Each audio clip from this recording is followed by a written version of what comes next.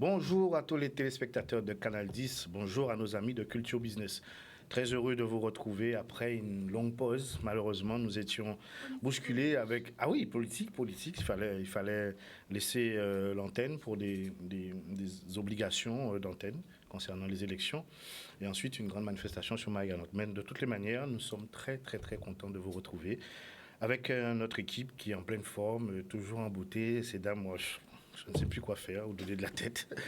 Alors, merci de nous suivre, je tenais à le dire, et merci de vos messages de soutien, puisque l'émission prend sa place, et nous sommes très, très contents. Bonjour à nos invités. On va d'abord présenter nos chroniqueurs, ensuite on ira voir nos invités pour savoir qui ils sont. Et juste après, nous irons voir un reportage que nous avons tourné sur 2 manifestations événementielles liées au monde économique. Ensuite, nous reviendrons en plateau avec nos invités avec un large sujet. Premièrement, nous parlerons de la problématique du monde de la pêche, les marins-pêcheurs, et justement les différentes dispositions qui existent aussi, comment les sensibiliser, et aussi la question de la formation, puisqu'il y a un gros problème. Et enfin, nous terminerons par le savoir-être. Nous allons voir si vous qui nous regardez, si vous avez les bons codes pour être pour l'accueil, pour la relation entre les hommes, comment vous gérez tout ça. Voilà pour le sujet. Ludivine, bonjour. Bonjour Patrice, bonjour à tous les téléspectateurs, à l'habitude. Ça fait effectivement très longtemps qu'on ne s'est pas retrouvés tous ensemble sur le plateau, donc ça me fait très plaisir aujourd'hui. Très bien, très en beauté. Merci, c'est gentil. France-Aimée, bonjour. Bonjour Patrice, bonjour à tous. Les nouveautés. Et les téléspectateurs, bonjour. Nouveautés au niveau de la coiffure. Je vais dire que l'évolution, il n'y a que ça de pire mal. Très bien. Donc, je suis dans plein dedans. Très bien, mais ça te va bien. Merci beaucoup. Voilà, c'était bien aussi avant. Hein. Toujours mieux. Voilà. Voilà, on va présenter nos invités. Donc, je vais commencer par la dame, Magali Hachi. Bonjour. Vous êtes consultante sociale sur la question. Vous avez accompagné les marins-pêcheurs notamment sur des problématiques. Alors en fait, bonjour à vous tous sur le plateau, bonjour à tous nos téléspectateurs. Alors effectivement, je suis Magali Hachi, dirigeante et fondatrice de la Maga Consulting, société d'externalisation de la paye. Et effectivement, j'accompagne nos chers marins-pêcheurs patrons sur la modernisation des déclarations sociales que connaît aujourd'hui le secteur maritime. Très bien. Grand dossier. Très gros dossier, très très chaud en ce moment. Très bien. Justement, nous avons un marin-pêcheur avec nous qui est justement en formation. Il s'appelle Gonfier. Alors. Non, j'ai réussi ma formation. Ah, ben c'est bien. Bravo. Félicitations. Donc alors, Gonfier Genji. Genji. Tu nous expliqueras d'où vient ce nom, ce prénom. Alors, tu es représentant du collectif des jeunes marins-pêcheurs. Oui. C'est ça. Ah oui, c'est bien ça. Alors, on a créé ce collectif parce que nous, les jeunes, on a du mal à s'installer dans le domaine et on voudrait plus d'éclaircissement. Et comme là, nous sommes pratiquement tous en situation d'attente, soit de formation ou bien de subvention pour pouvoir créer l'entreprise. Donc là, on a eu marre d'attendre, donc on a décidé de monter le collectif pour monter au créneau. Très bien, monter au créneau, ça on connaît bien Guadeloupe. Voilà. Bon, on va revenir justement, c'est une grande problématique à soulever. Nous allons nous retourner du côté de monsieur Audebar, Jean-Christophe. Bonjour. Bonjour. Vous êtes consultant et coach sur des questions de savoir-être, c'est bien ça ou il y a d'autres disciplines? C'est bien ça. J'accompagne, les personnes que j'accompagne ont tendance à dire que je suis le pilote d'essai de leur vie. Wow. Et c'est une partie de ma vie où parce que j'ai été pilote privé avion. D'accord. Et donc j'ai développé cette partie aussi dans les accompagnements. Et probablement que c'est ça que les personnes que j'accompagne ont retenu. L'idée, c'est vraiment de donner une altitude, un autre niveau d'altitude à la vie des personnes, qu'elles soient particuliers, mais principalement les chefs d'entreprise, les managers, que ce soit dans un domaine aéronautique, aérien ou administratif, banque. Ce sont des domaines vraiment qui m'intéressent dans la mesure, alors touristique, on va pas développer. Voilà, touristique un peu moins, mais voilà grosso modo très largement ce que je réalise comme activité. Et je suis ravi d'être là aujourd'hui grâce à une femme formidable qui est France Aimée. Il y a une histoire d'amour entre vous, attention. Bon, vous avez développé un champ lexical autour qui justement en corrélation avec votre ancienne activité, j'ai remarqué. Bon alors, on va partir en vidéo d'abord, faire le point sur 2 manifestations d'importance que nous avons eues dans la semaine, et ensuite on revient en plateau. Bonjour à tous. Retrouvez aujourd'hui Culture Business au siège des Premières de Guadeloupe. Alors aujourd'hui, nous sommes en extérieur, donc nous vous invitons à voir nos invités. C'est une première pour nous, une première pour vous. Vous aurez vraiment en contact avec de personnes très intéressantes, très impactantes et surtout de très bonnes actions qui se font au niveau économique en Guadeloupe. À tout de suite. Donc, bonjour mesdames, ravi d'être avec vous aujourd'hui. Également. Alors, merci. Aujourd'hui, Culture Business accueille deux personnalités, donc deux incubateurs, incubateur de Martinique et incubateur de Guadeloupe. Alors, nous avons avec nous Madame Solvar Désiré, donc présidente des Premières de Guadeloupe, et Madame Béatrice Pélage-Valère, présidente des Premières Martinique. Voilà.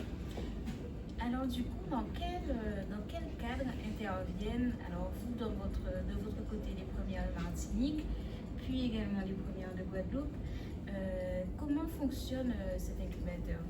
Alors, d'abord, avant de parler du fonctionnement de l'incubateur, il faut dire que nous sommes plusieurs incubateurs sur le territoire français, mais européen, et même africain, puisqu'il y a des antennes au Luxembourg, au Congo. Ça regroupe une douzaine d'antennes et nous sommes affiliés à une fédération internationale. Donc, incubateur de Guadeloupe, incubateur de Martinique. En ce qui concerne l'incubateur de Martinique, qui a à peu près 1 an d'existence, j'aime à dire que nous accompagnons des femmes qui ont envie de faire autrement, qui ont envie d'avoir une autonomisation et qui veulent utiliser le créneau de l'entrepreneuriat pour se lancer et prendre leur vie en main, participer au développement économique de leur territoire. Donc en ce qui nous concerne, nous accompagnons les femmes de l'idée au projet, du projet à l'entreprise et de l'entreprise, le plus important, à l'entreprise pérenne. Voilà. Il en est de même pour les Premières de Guadeloupe. Notre mission première, c'est d'accompagner les femmes à la création d'entreprises, les accompagner qu'elles osent se lancer dans ce vaste monde de l'entrepreneuriat, puisque si l'incubateur a pris naissance et a eu l'aval de la déléguée aux droits de la femme, c'est parce que justement, on s'était bien rendu compte, suite à des enquêtes, qu'il y avait très peu de femmes qui étaient chefs d'entreprise. Donc c'est d'abord permettre à ces femmes d'oser, de créer leur propre structure, mais aussi, comme l'a dit Béatrice, de devenir autonome et atteindre leur leadership. Alors, en plus, avec le programme que nous menons actuellement sur les quartiers prioritaires de la ville, c'était aussi une façon de pouvoir aller dans ces quartiers et permettre à ces femmes qui n'avaient peut-être pas souvent de modèle de pouvoir vraiment s'exprimer et devenir en fait les futures créatrices. Et on a eu de superbes projets, passer vraiment de l'idée à un projet, et puis de se rendre compte que pour créer, on ne se réveille pas un matin et devenir créatrice. Donc là aussi, il y a un accompagnement pour ça. Depuis vos créations respectives sur vos territoires, combien de femmes vous avez déjà accompagnées? Alors actuellement, aux Premières de Guadeloupe, nous sommes à une soixantaine de femmes. Et nous avons déjà 15 entreprises créées qui fonctionnent.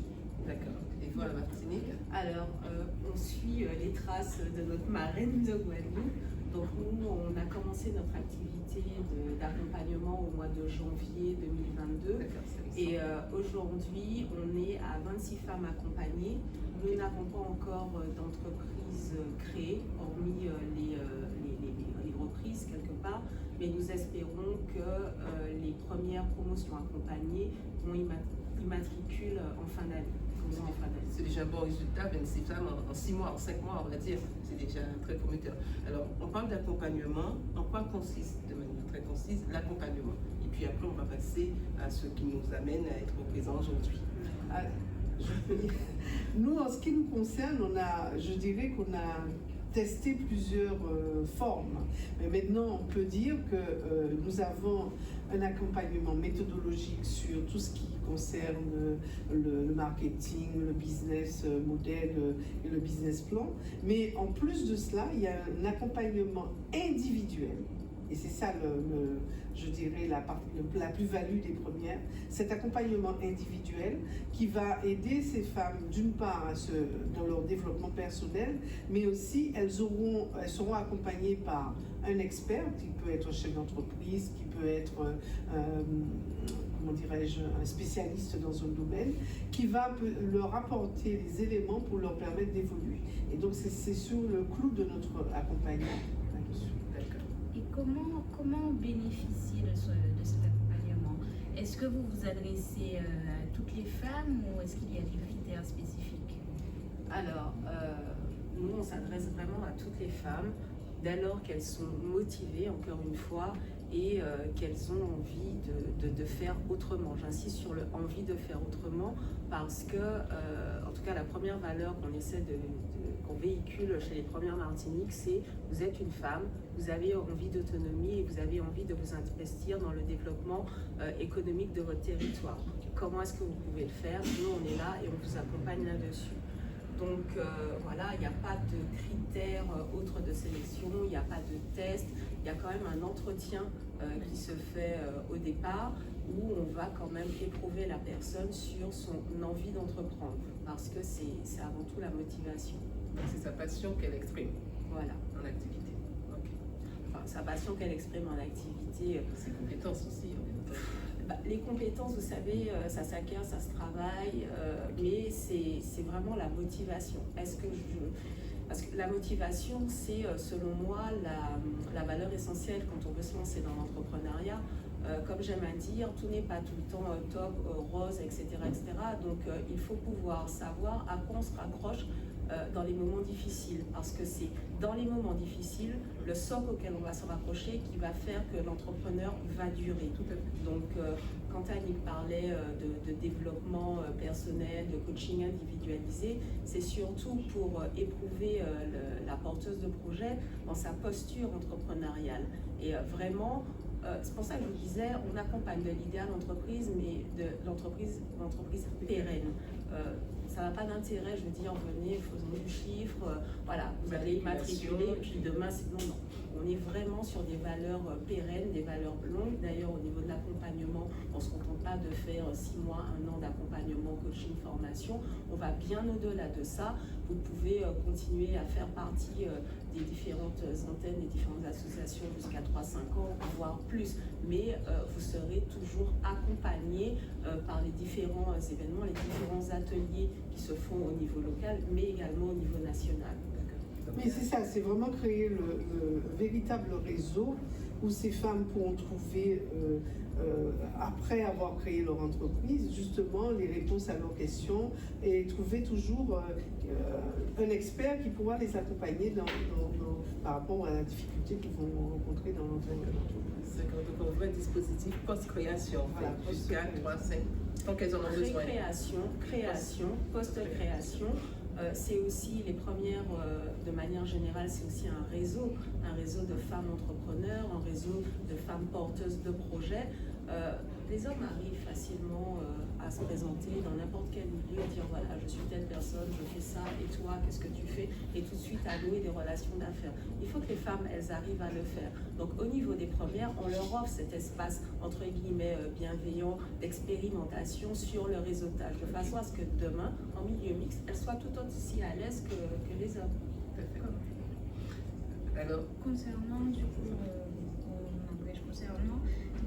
le projet que vous avez mené en ce moment, notamment l'événement pour lequel nous sommes rassemblés ici aujourd'hui, est-ce que vous pouvez nous en dire plus sur la structuration en fait, sur la structuration. Le pourquoi en fait, alors c'est vrai que nous avons aujourd'hui la cérémonie de clôture de l'événement Accélérateur Émergence et Création, donc qui était le concours, si vous pouvez nous en parler, puisque tout à l'heure nous allons recevoir 2 membres du comité de direction et de validation. Alors,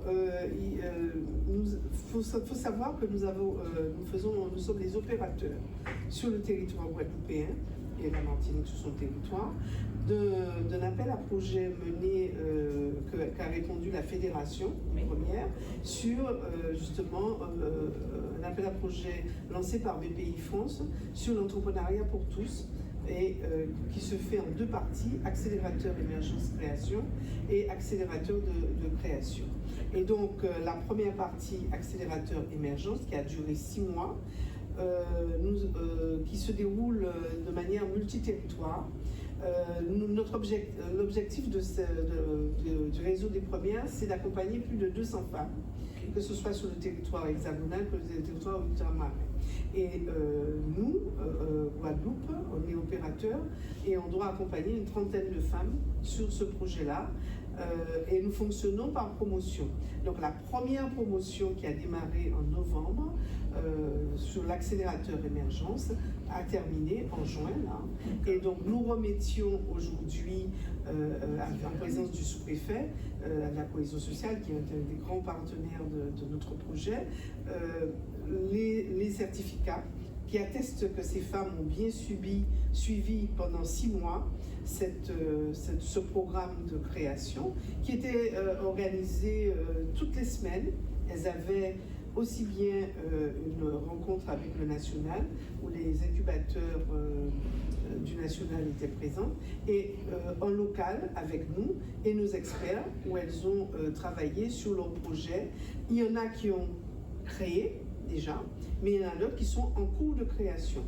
Et donc, c'était la clôture de cette première promotion. Il faut savoir que nous en avons 3 autres qui arrivent derrière, qui vont être aussi dans la même situation. Et puis, à partir d'octobre-novembre, nous allons passer à la phase création, où certaines porteuses de cette promotion peuvent participer, mais on peut aussi ouvrir à d'autres porteuses qui, elles aussi, sont en phase de création.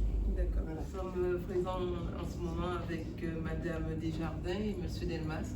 Alors, Madame Desjardins, vous avez fait partie du comité de sélection et de validation donc, de ce dispositif accélérateur émergence création.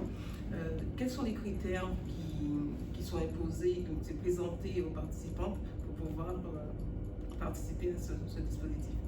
D'accord. Alors, les premiers critères, bien sûr, c'est d'avoir un projet viable, un projet avec une ambition, un projet, on va dire, pérenne, pour porter en tout cas une opération, pour porter une activité et surtout pouvoir envisager dans les 3 ans au moins une employabilité. Voilà, donc c'est un projet qui a une vision, qui a une envergure et qui doit permettre en tout cas de développer une activité sereine et pérenne. Alors, le participant devait être issu du QPV, des quartiers prioritaires de la ville, ou simplement son projet devait s'implanter dans le cadre de ces quartiers? Alors, son projet devait être implanté dans ces quartiers, mais peut être aussi issu d'un quartier prioritaire. D'accord. Voilà. Mais le projet, en tout cas, devrait vivre, en tout cas, dans cette zone. D'accord. Pour cette promotion, il y a eu combien de participantes en moyenne? Alors, je ne sais plus exactement le nombre, mais je pense qu'il y a eu bien une bonne vingtaine de candidatures. Et finalement, à l'arrivée, bien sûr, le parcours c'était sur 6 femmes. 6 femmes. Oui. D'accord. Sélection difficile, sélection projet, nature des projets? Oui, des très beaux projets innovants avec vraiment des porteuses de projets qui ont une vraie personnalité, qui ont envie de réussir, qui ont une belle motivation et qu'il fallait aujourd'hui bien plus encadrer, plus accompagner pour rendre ce projet en tout cas réalisable. Projet, on va dire, d'envergure, assez original, en tout cas pour certains, et avec, en tout cas, ce que j'ai moins retenu, c'est leur motivation et leur capacité à s'améliorer, à se développer et à prendre vraiment part à cette progression de manière active, avec l'accompagnement qui leur a été proposé, mais d'être active en tout cas et de vouloir vraiment réussir, en tout cas, ce parcours.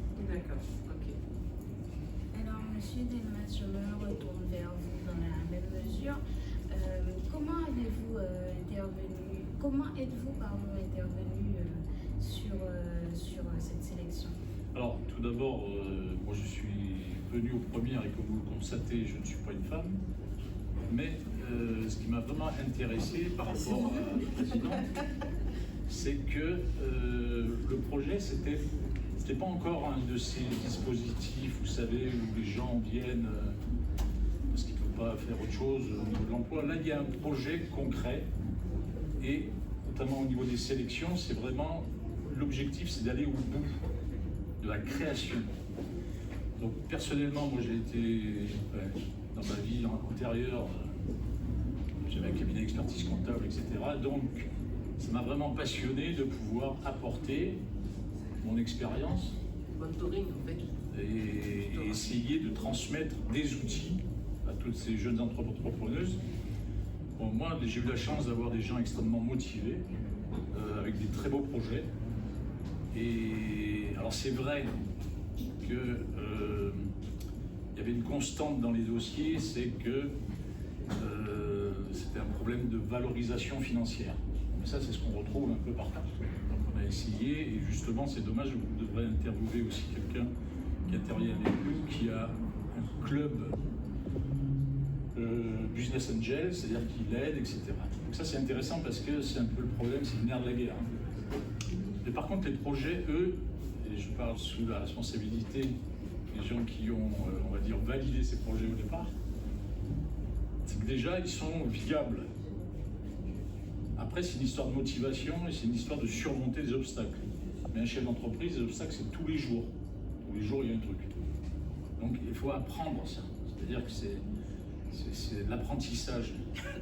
Et je pense que toutes les personnes qu'on a eues sur cette session, c'est des femmes qui ont les capacités de rebondir chaque fois et de passer les étapes. Voilà, nous voilà de retour après cette vidéo. Je rappelle qu'il y a un autre sujet que nous verrons en fin d'émission. Ce sujet concerne la manifestation Be a Boss qui s'est déroulée aussi dans la semaine. Alors Ludivine, est-ce que tu peux faire un rapide bilan, puisque vous avez fait un entretien avec Brigitte? Est-ce que tu peux faire un petit bilan? Alors effectivement, on a pu discuter avec la présidente des premières de Guadeloupe et de Martinique qui nous ont parlé du dispositif émergence et création mis en place pour aider justement les femmes qui entreprennent à monter leur projet, tout simplement, de la réalisation et avec un suivi, un accompagnement qui dure jusqu'à la création en fait du projet. Donc un excellent dispositif. Oui, on a effectivement vu aussi deux porteuses de projets qui ont témoigné, qui étaient très heureuses d'avoir pu bénéficier de ce dispositif qui leur a permis, qui a boosté tout simplement leur projet en fait, qui leur a permis de structurer leur projet. Donc c'est des initiatives comme ça effectivement dont les entrepreneurs, les entrepreneuses même ont besoin ici. Alors, vous allez retrouver la vidéo complète sur notre réseau. Le Culture Business. Voilà. L'Instagram, de Culture Business, le Facebook de Culture Business et par la suite sur YouTube également. Très bien. Voilà. Donc, cette question sera traitée, comme je vous ai dit. On reviendra sur la manifestation Be a Boss dans un deuxième temps, après notre forum. Je vais me retourner du côté de mes invités. Monsieur Gonfier Genji. Wow. D'accord. Du collectif Jeunes Marins Pêcheurs. Oui. Voilà, on va entrer dans le débat avec vous d'abord. Ensuite, nous avons Magali Hachi de Maga Consulting. Et donc, toi, tu gères une problématique qui concerne les marins pêcheurs. Donc, on va tout de suite aborder ces questions. Alors, Magali, depuis combien de temps tu as cette disposition, que tu t'es rapproché des marins pêcheurs pour les accompagner? En fait, je dirais que depuis que j'ai compris que nos marins pêcheurs sont déboussolés, sont perdus en fait. D'accord. Donc effectivement, ils ont dans le monde professionnel maritime, comme je disais, il y a une importante modernisation des déclarations sociales auxquelles doit faire face l'employeur. Et en fait, l'objectif, c'est de sécuriser en fait les droits des marins salariés. Okay. Et donc du coup, cette modernisation, effectivement, elle est obligatoire depuis janvier 2021. Sauf que aujourd'hui, je dirais que moins de 50%, en fait, il n'y a même pas la moitié des employeurs qui doivent effectivement satisfaire à cette obligation, qui ont aujourd'hui effectivement rempli leur obligation. Donc aujourd'hui, moi, je suis là pour effectivement, je leur propose un accompagnement en ce sens. Mais effectivement, ça représente une lourdeur administrative puisque nos chers marins-pêcheurs ne sont pas très administratifs. Et donc aujourd'hui, je suis là effectivement pour les accompagner, les sensibiliser sur l'importance effectivement que représentent ces nouvelles dispositions et du coup faire le travail effectivement qui est important. Quelle incidence a le fait qu'ils ne fassent pas la déclaration ? C'est-à-dire en fait que, je vais effectivement mieux expliquer la situation. Depuis janvier 2021, les employeurs, en fait tous les acteurs du monde professionnel maritime doivent en fait déclarer en fait dans la déclaration sociale nominative leurs salariés. Et aujourd'hui, en fait, pourquoi ils doivent effectivement envoyer la DSN? Donc, c'est pour effectivement déclarer les rémunérations. Ils doivent également verser les cotisations sociales ainsi que le prélèvement à la source de l'impôt sur le revenu. Et aussi, ça permet également de mettre à jour les prestations sociales des marins. Et aussi, enfin, la gestion en fait, des services en ligne. Donc, les services en ligne permettent en fait, de leur délivrer ensuite les titres professionnels. Donc, en fait, le non-respect de cette obligation a des conséquences sur plusieurs organismes. Et aujourd'hui, si effectivement le marin salarié prend le temps de se connecter sur son portail enim.eu, son portail du marin, il verra qu'il a été débarqué depuis le 31 décembre 2020. Donc, du coup, ça veut dire que là, depuis le 1er janvier 2021, moins de la moitié de ces marins salariés est embarqué. Et donc, aujourd'hui, ça veut dire qu'ils ne sont pas à jour, que ce soit au niveau de la carrière, que ce soit au niveau des prestations sociales, que ce soit au niveau de la rémunération, au niveau des impôts, ils n'ont pas les informations sur ce que les personnes perçoivent. Donc, au final, c'est vraiment une cacophonie qu'il y a dans ce secteur aujourd'hui. Nous avons reçu ici même M. Craille Christophe, qui était président du marin-pêcheur du côté de Sainte-Rose, qui nous expliquait qu'en fait, il y avait une professionnalisation du secteur et que c'était une aventure pour eux parce qu'il fallait tout revoir. Donc, est-ce que justement, dans l'accompagnement que tu fais, est-ce que tu t'adresses d'abord à des structures comme des comités de marins-pêcheurs? À qui tu t'adresses? Est-ce que tu fais du cas par cas ou c'est... Voilà. Alors, j'avoue que de prime abord, je me suis rapprochée du comité de pêche. Effectivement, j'ai eu un échange avec eux. Ils m'ont effectivement confirmé la problématique qui était celle des marins-pêcheurs.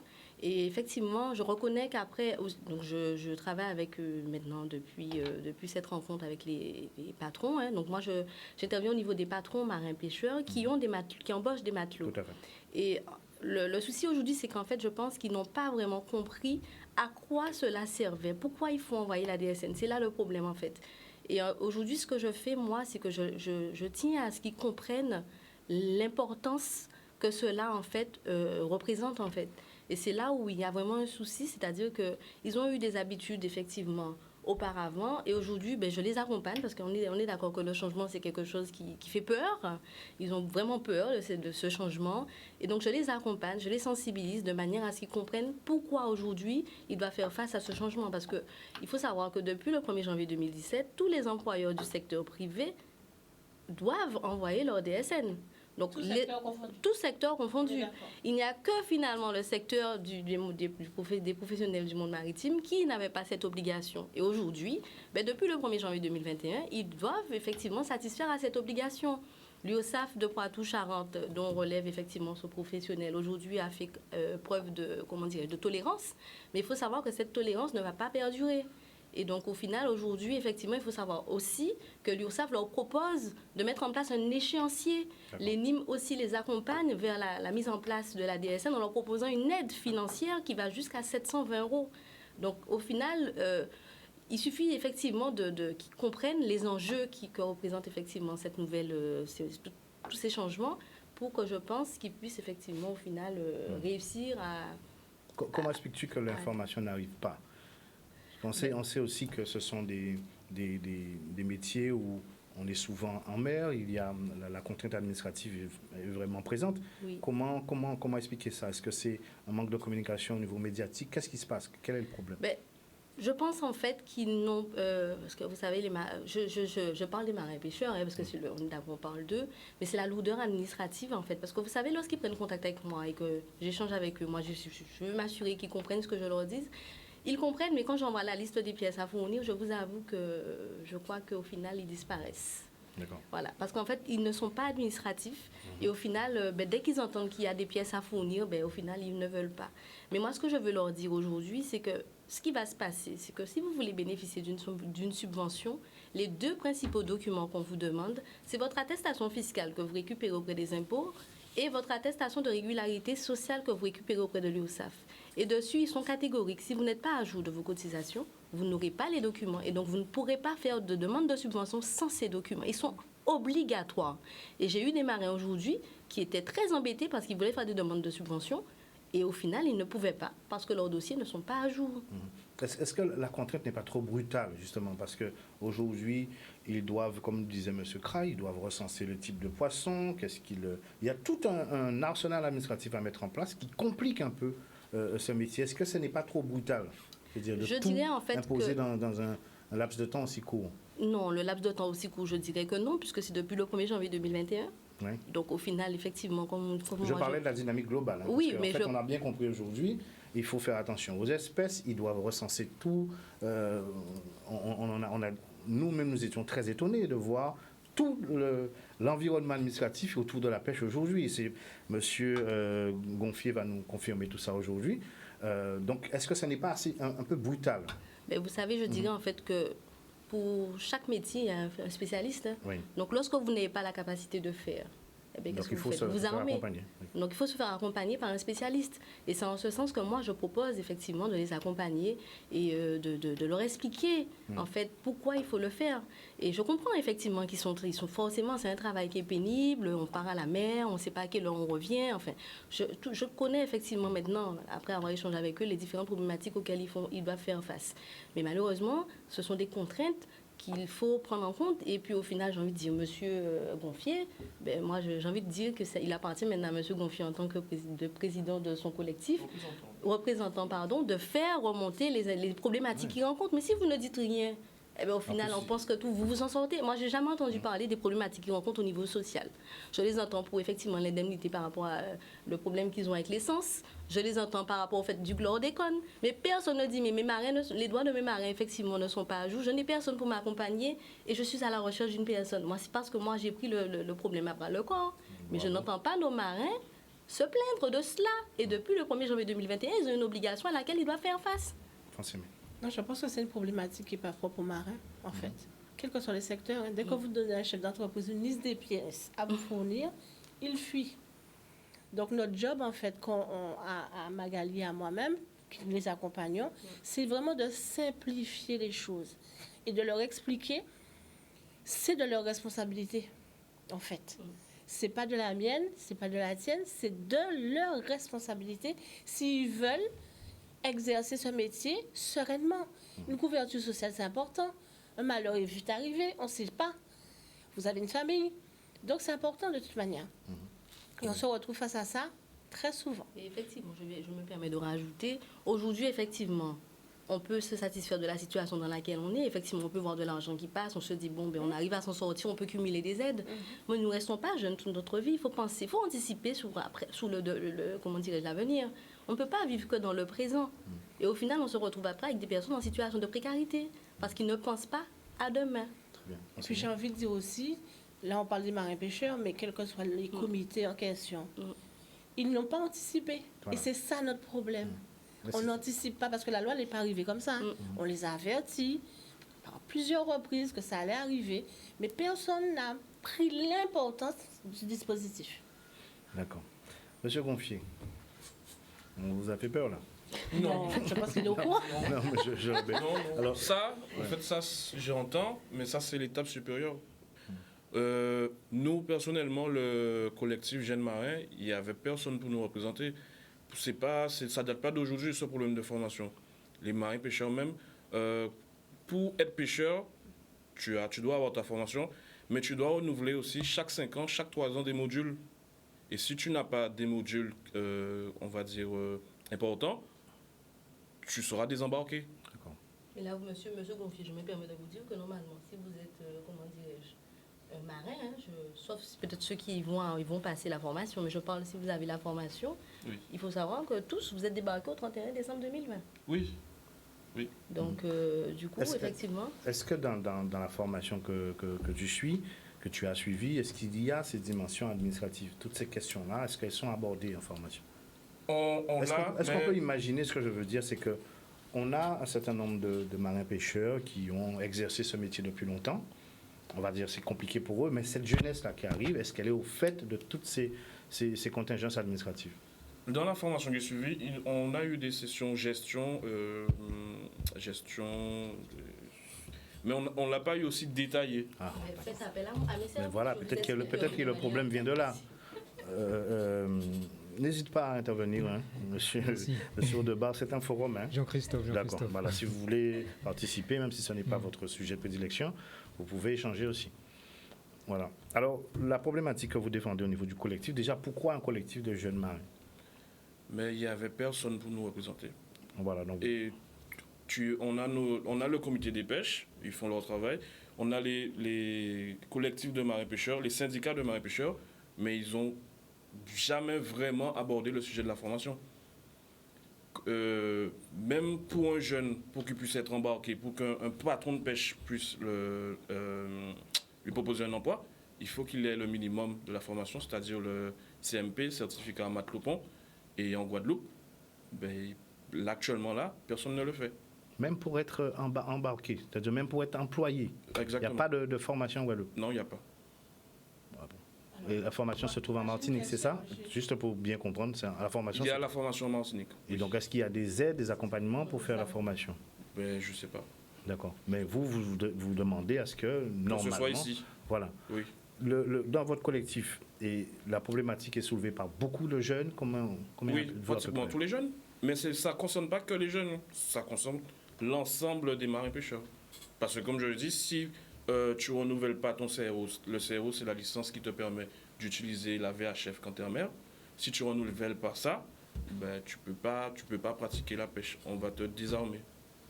D'accord. Alors Magali, il y a du boulot? Ah oui, mais il faudrait peut-être aussi, comme justement c'est une opportunité, l'idée c'est de voir si au niveau de la formation il y a des problématiques. Je pense que c'est de là que doit venir il faut bouger les lignes.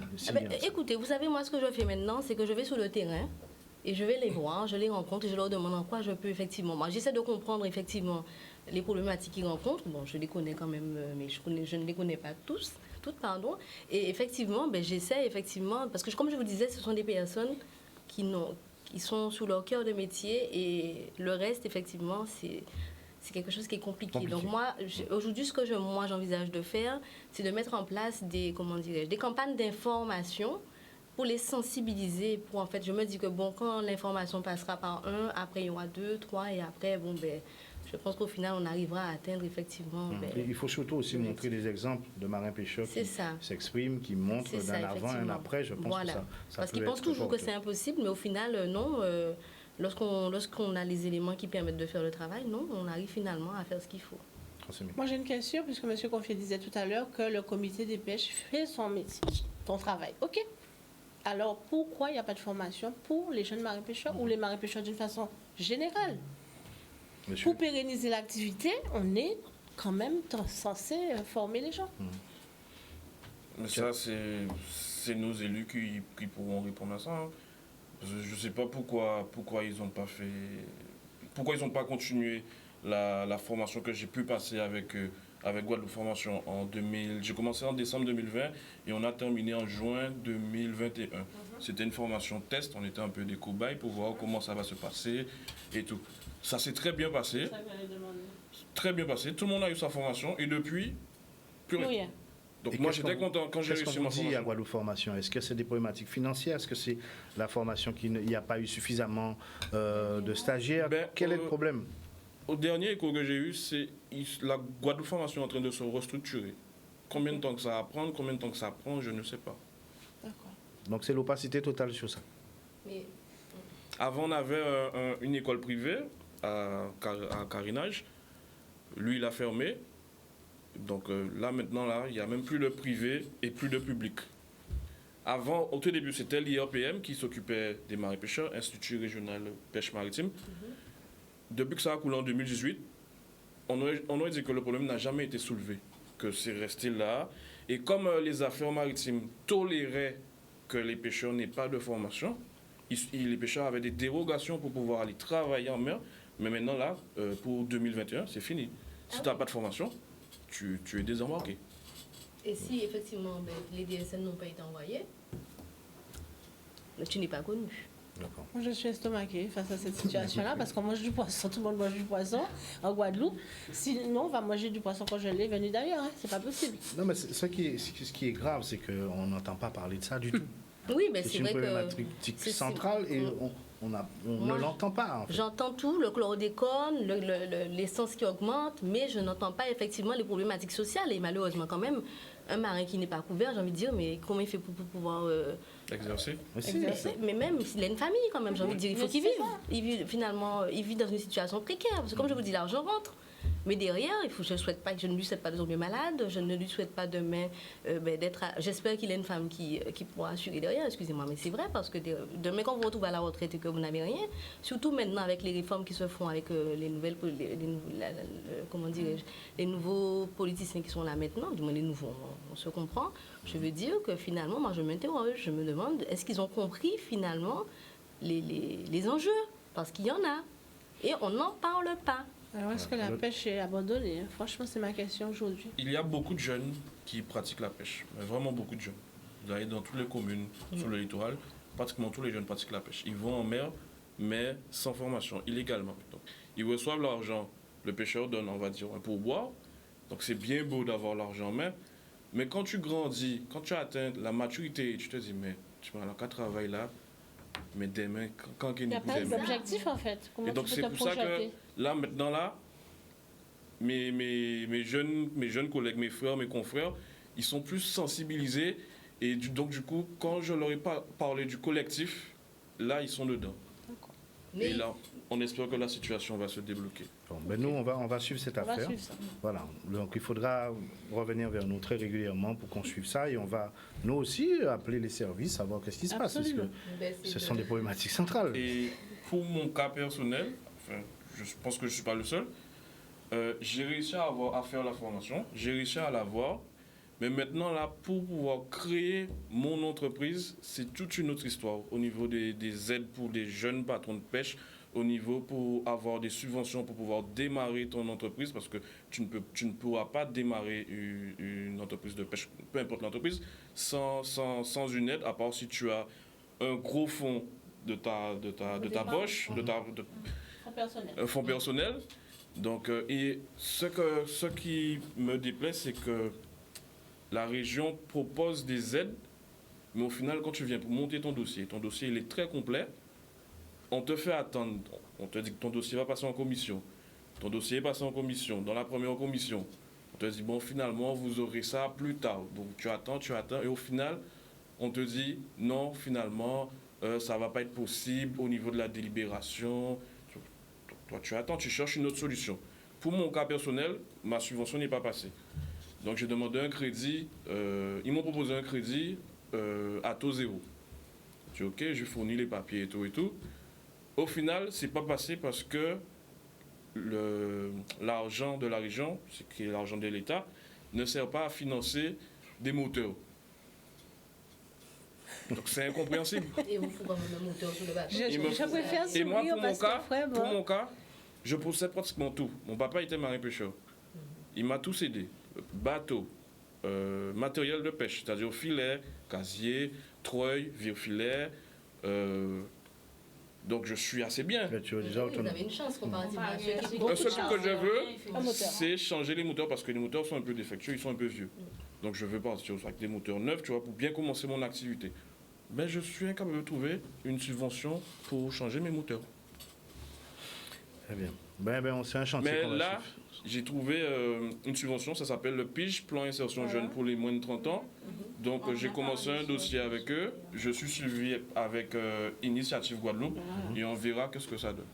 Très bien. Magali, ça devrait marcher. Moi, ce que je dirais aux marins pêcheurs, je vois qu'ils sont perdus, ils sont déboussolés. Alors moi, je suis le compas magnétique et donc je les invite effectivement à se rapprocher de moi de manière à ce que nous puissions mettre un peu d'ordre dans tout cela. Très bien. S'ils veulent arriver à bon port. Tu laisseras tes coordonnées? Oui. Tu peux déjà les laisser là? Ah ben du coup, je suis joignable au 06 90 55 25 91. Très bien. Je donne que le numéro de téléphone puisque je sais qu'ils n'aiment pas effectivement envoyer des mails. Donc je leur dis que c'est facile avec moi, 06 90 55 25 91. Voilà. Ok, mais cette nouvelle génération, elle est très branchée, donc elle pourra t'envoyer des mails. Et puis, monsieur Gonfier, n'hésitez pas effectivement à prendre contact avec moi de manière à ce qu'on puisse travailler ensemble. Oui, tout ça, il n'y a pas de problème. Hein? Oui, je suis pour. Ensemble. Hein? Je veux que tout le monde soit OK. Oui. Ben oui, alors venez me voir. On vous a mis au même point. C'est pas pour rien. Alors, on va parler savoir-être, justement, parce qu'on a monsieur Gonfier qui est un exemple, et je tiens vraiment à saluer cette initiative. Parce que là, vous avez réagi, d'accord? Oui. Constituer un collectif et on est dans l'action. On n'est pas dans la résilience, un mot à la mode là. Là, vous êtes au combat, c'est ça. Donc c'est ça, on préfère ça que d'être résilient. Il y a beaucoup de gens qui devraient aller voir la définition de résilience au lieu de parler de ça tout le temps. C'est pas forcément positif, moi je pense que les téléspectateurs doivent se dire, comme ici à la télé, mais on est tellement à bout qu'on est prêt à tout faire. Tu n'es pas assez à la télé, justement. Mais vous ne frappez pas aux bonnes portes, c'est ça. Je vous ai dit que je suis une boussole. Venez me voir. Magali est là. On va se voir. Super Magali est là, d'accord. Alors, on va parler savoir-être. On va parler... Moi, j'ai énormément de questions, donc préparez-vous. Hein. Parce que moi, je suis des fois, quand je suis toujours choqué quand je vais dans une boutique, acheter du pain, ou acheter quelque chose, et de voir la qualité de l'accueil, ça veut dire ce qu'on appelle le savoir-être. Il y a le savoir-faire, mais il y a le savoir-être qui est une donnée très importante, puisqu'on est dans l'économie, le client, il est face à vous. Donc si vous tirez une tronche de 5 mètres où vous êtes en train de régler vos problèmes avec votre mari qui est rentré tard hier soir, donc voilà, c'est une problématique qui est un peu générale. On retrouve ça dans les mairies, au niveau des services publics, on retrouve ça à la CAF, c'est pire, on retrouve ça chez les impôts, on dirait qu'ils sont fâchés quand ils viennent travailler. Mais je dis les choses, hein. Ah oui, mais alors là, je vous rejoins. On dit tout. Et ça, il faut que ça s'arrête, quoi. Les gens, un client vient vous voir, vous êtes payé pour faire une activité. Si vous n'êtes pas formé, vous allez voir notre consultant qui va mettre en place des dispositifs. Alors, monsieur Audemars, j'ai plié le décor. Allons-y, dites-moi qu'est-ce qu'il faut faire. Non, avant de commencer à une solution ou des solutions, j'ai écouté attentivement en fait les réactions par rapport au contexte et je dirais d'abord que je saluerais les entreprises, les TPE ou les PME en Guadeloupe qui engagent en fait soit une culture, soit des investissements pour améliorer l'accueil. Déjà pour faire de l'accueil leur vitrine. Pourquoi j'ai parlé des TPE ou des TPPE, en fait des TTPE? Parce qu'il y en a où, je dirais, des relations où moi-même je me rends et je suis vraiment satisfait de l'accueil. L'accueil, vous l'avez dit, c'est une posture, c'est une relation qu'on a à l'autre. L'accueil aussi, c'est une responsabilité que nous avons. Et quand je parle de responsabilité, c'est une responsabilité individuelle. Ça veut dire que tout à l'heure, quand je suis arrivé, j'ai été accueilli agréablement dans les studios, mais il m'appartenait également de créer cette relation-là. Si j'arrive avec ma tranche de, comme vous avez dit, de 10 km parce que ce matin je me suis mal réveillé, parce que je n'ai pas fait mon sport ou que hier soir il s'est passé quelque chose, forcément la personne qui m'a accueilli va se dire j'ai pas envie de lui apporter le sourire, en tout cas l'accueil qu'il faut. Les premières personnes que j'ai rencontrées, ça a été notamment Magali, ça a été Ludivine, et tout de suite le contact est passé parce qu'il y a une énergie. Maintenant, ceci étant dit, il y a la formation, il y a le constat que vous avez dressé et qui, de ce côté-là, il faut l'accepter, il faut voir en fait de quoi découle en fait ce savoir-être. Il y a 3 niveaux de compétences avant d'atteindre le savoir-être. Il y a d'abord la connaissance que vous avez, ensuite la pratique et ensuite la formation, c'est-à-dire de mélanger en fait connaissance et pratique qui font que vous avez l'attitude qui va bien. Est-ce qu'il y a un sens naturel aussi ou pas? Ou quelqu'un peut, par exemple, ne pas avoir de prédisposition à l'accueil et avec la formation apprendre? C'est très bien l'apprendre. Nous avons tous cette capacité à apprendre une chose que nous recevons, cette connaissance que nous recevons. Et il m'arrive souvent de dire aux personnes que j'accompagne que le premier groupe, en fait, où le savoir-être est développé, c'est la famille. Alors, si vous m'écoutez, c'est les personnes qui nous écoutent, rappelez-vous que la famille, la cellule familiale est le premier, c'est la grande entreprise en fait. C'est la toute petite entreprise, mais c'est la grande entreprise. On y trouve les relations sociales, on y trouve les conflits, on y trouve la comptabilité, la finance, on y trouve les activités sportives, on y trouve en fait tout ce que l'entreprise, ce qu'on appelle les relations humaines, on y trouve. Et on a chacune, dans chacune des familles, a ses compétences, a des personnes qui sont spécialisées dans telle ou telle chose. Donc, il est vraiment important d'avoir dans la famille, je dirais, les bases essentielles. Le film Itinéraire d'un enfant gâté, pour ceux qui sont de ma génération, voilà. La première des choses que l'on doit apprendre si on veut améliorer l'accueil, c'est dire bonjour. Si je vous dis bonjour, vous allez dire c'est qui ce gars? Si je vous dis ouais, bonjour, vous allez dire c'est qui encore ce gars? Si je vous dis par contre bonjour. Avec le sourire. Bonjour. Là, je m'intéresse à vous et d'un coup, tout change. Derrière, vous pourrez me dire bonjour monsieur.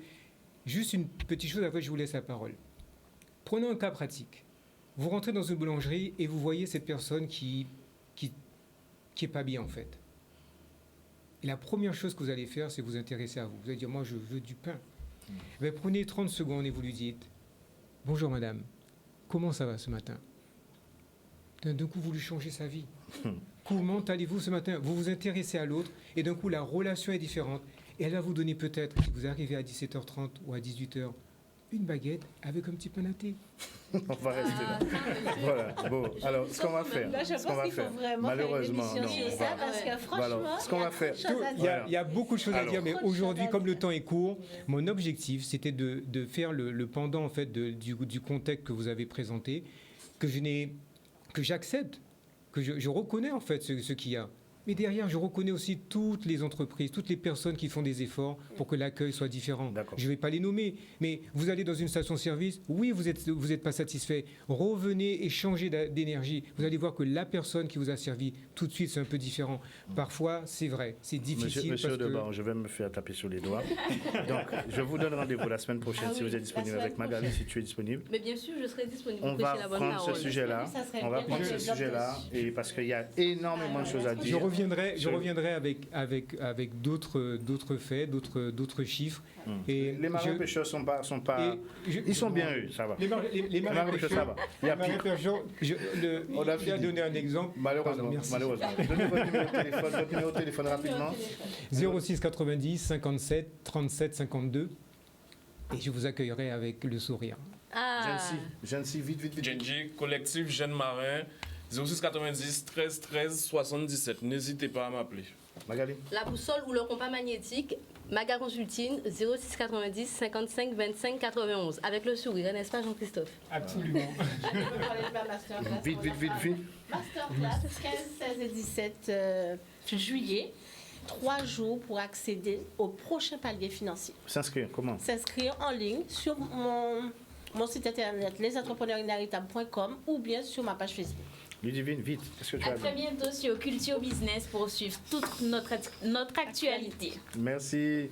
Tous les réseaux, YouTube, on est partout. Allez, bye. Bon appétit. Merci. Au revoir. Au revoir.